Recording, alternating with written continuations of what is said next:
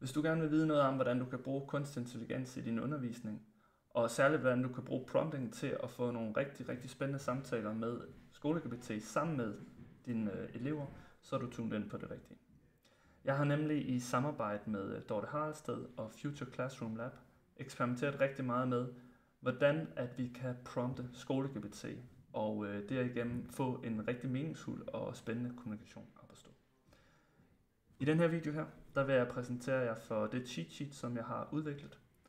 Og det cheat sheet er et, I kan printe ud, lige så snart I har set den her video her, inden for tankespjern.dk, og bruge det som et stillads, når I gerne vil prøve at undervise i kommunikation med chatbots. Jeg vil gennemgå det her cheat sheet. Jeg vil også fortælle lidt om det didaktiske grundlag for det, og så vil jeg vise, hvordan jeg har testet SkoleGPT, så vi er helt sikre på, at det her det faktisk fungerer i praksis. Derudover så viser jeg selvfølgelig lige et par demonstrationer af, hvordan det fungerer, når vi går ind i SkoleGPT. Lad os se på det nye cheat sheet. Grunden til, at der er en buket blomster, det er fordi, at jeg har egentlig lavet et cheat sheet, som man kan plukke af. Det er sådan, at i det her cheat sheet, at der er 3 forskellige overkategorier. De hedder felt, relation og måde. Og under dem, der er en masse teknikker, man kan bruge til at ligesom tage magten over det kommunikative forhold i teksten. De er egentlig meget enkle, kategorierne. Hver for sig er de knap så stærke, men i sammenhæng er de fantastisk effektfulde. Så når man bruger dem, så plukker man næsten altid fra alle 3 af de store overkategorier. Det kunne for eksempel være, at man vælger et emne som sokker, som vi kommer til at kigge nærmere på. Hvis jeg vælger et emne som sokker, så vil den formentlig bare hurtigt skrive noget om, at man tager sokker på. På en eller anden måde har den valgt noget omkring relation og måde. Det kunne være, at den valgte en manual for eksempel. Men hvis jeg ikke ekspliciterer det, så vil den faktisk bare gå til det mest populære type af svar, der kunne være. Så for at tage magten over sproget og ramme de intentioner, man faktisk har med sit sprog, så er det næsten altid en god idé at låne lidt fra hver af de 3 underkategorier. Hvad man så vælger, det er egentlig lidt op til eksperimentet.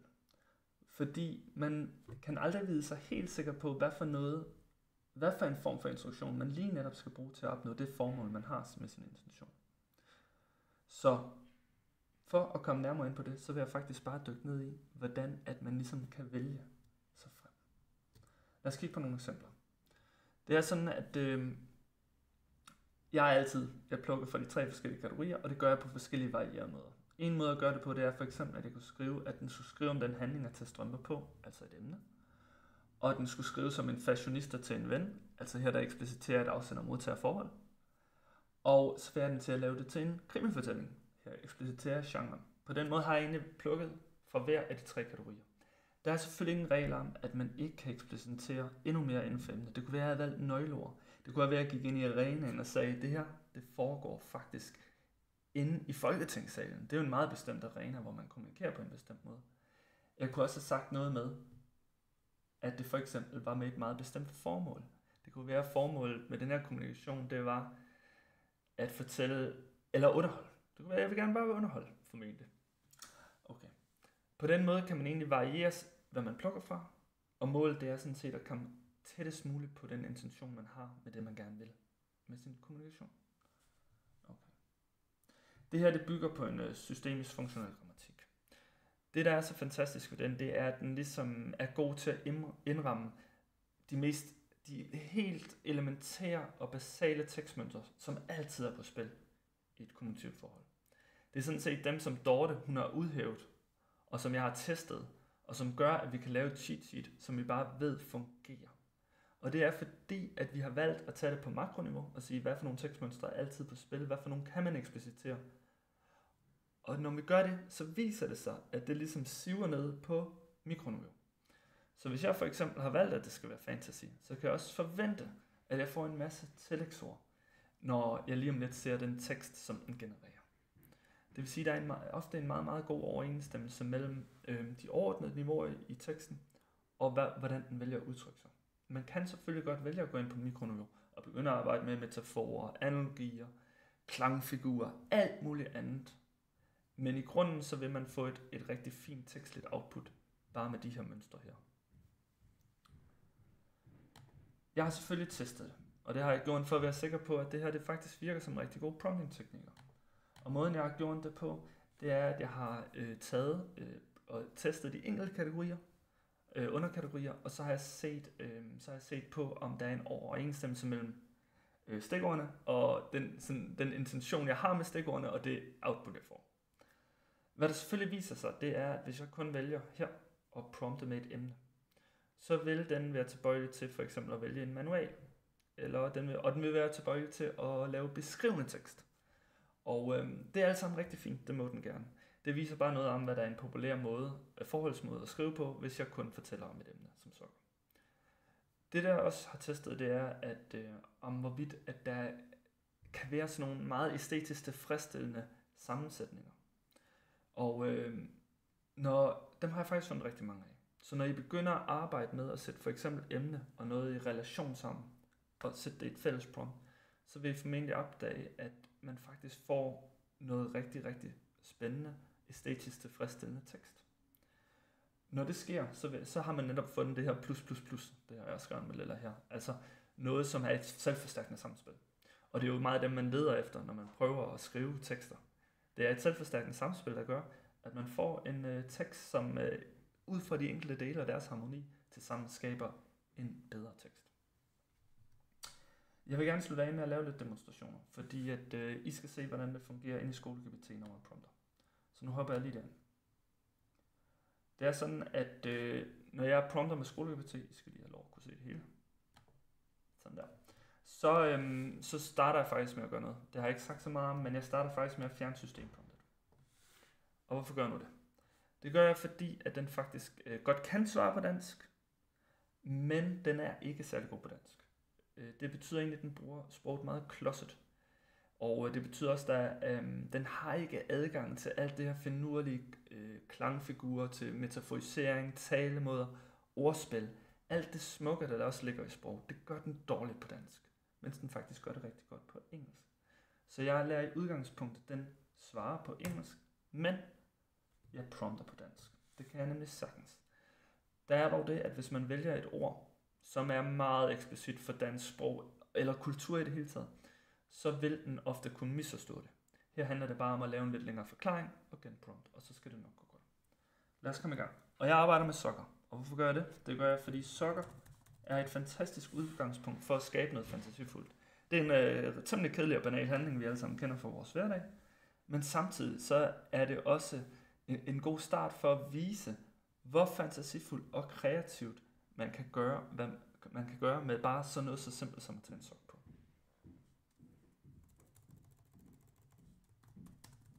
Så jeg starter med emnet.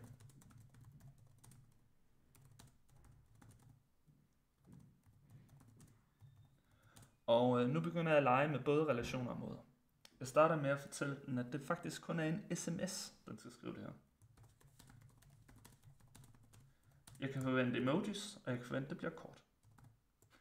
Derudover der skriver jeg, at det er en ven. Et venskabeligt forhold.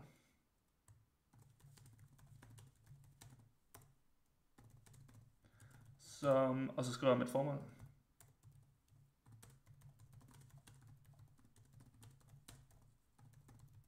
Egentlig udvider jeg emnet. Og så skriver jeg, det ligger implicit nu, at den nok skal hjælpe ham.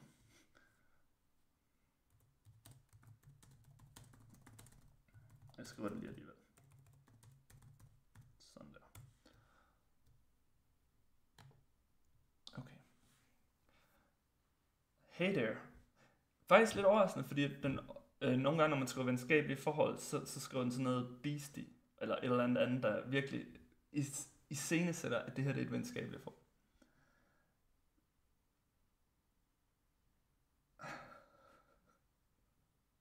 Ej, hvor er den sød. Så den taler egentlig til ham som en, der måske har den intention at have to forskellige par sokker på. Det er jo bare skønt og dejligt. Og så siger den, hvis nu du alligevel gerne vil have lidt hjælp, så står jeg til rådighed. På mange måder en rigtig fin måde at sende en besked på om det emne her. Og det er også det, der faktisk tit er med SkoleGPT, jeg har bidt mærke i. Den er ekstremt finfølende, godsøjne, det er en robot, finfølende på de kommunikative forhold i det hele taget, i forhold til dialog. Altså i forhold til sådan en hverdagslig dialog mellem mennesker, hvor der er alle mulige intentioner og hensyn på spil. Det er den faktisk rigtig god til at ramme. Formentlig fordi, at det datasæt, den er trænet på, har noget at gøre med en form for dialog. Ja, man kender ikke datasættet, men det tyder det på, når man ser det her.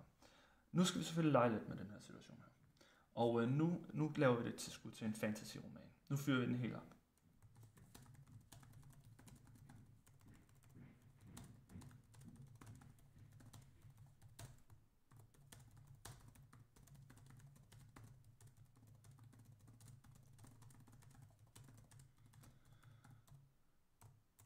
Jeg kan måske også sige, at jeg synes faktisk, at den skal indeholde meget eksplicit manual. Så nu hopper jeg over i noget med format. Og så hopper jeg tilbage, og så siger jeg noget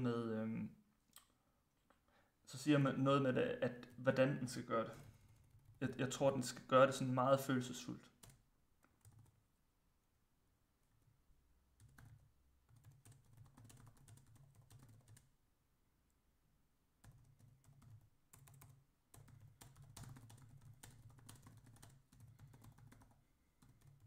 Manual og fantasy-roman kan godt cleanse lidt, men lad os se, om den kan forene de to ting.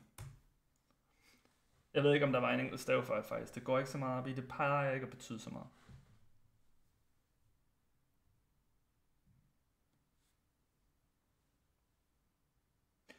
Okay.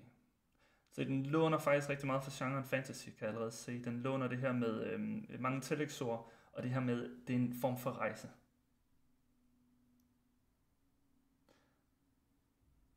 Der er også noget med tiltaleformen. Den er blevet til my dear friend, hvilket lyder som noget, der er taget ud af en eller anden brevveksling, en eller anden fantasy-roman. Alas, ja, desværre. Og så skriver den manualen, og den skriver den...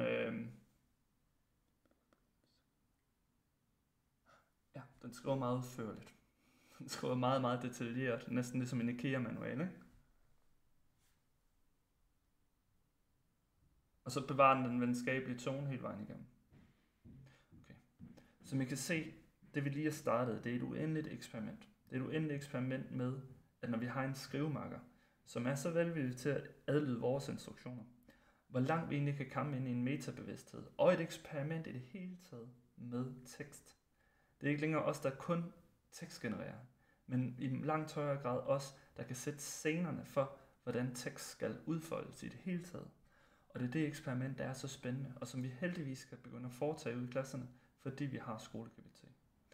Ydermere så kan jeg sige, at det rygtes på vandrørene, at Skole-GPT heldigvis formentlig inden så længe bliver bedre på dansk. De er allerede i gang med at køre nogle test med en ny sprogmodel, som de vil lægge under nede i motorhjelmen og fintune på. Og jeg krydser et finger.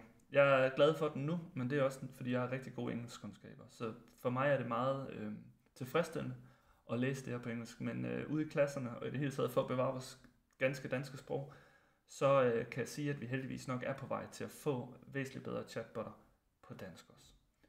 Men med det sagt, så håber jeg stadig, at jeg er mod på eksperimentet og komme i gang med os, kære elever, og begynde at eksperimentere. Start med at gå ind på tankespirene, hent plakaten ned, og gå bare i gang med at prompte med nogle sokker.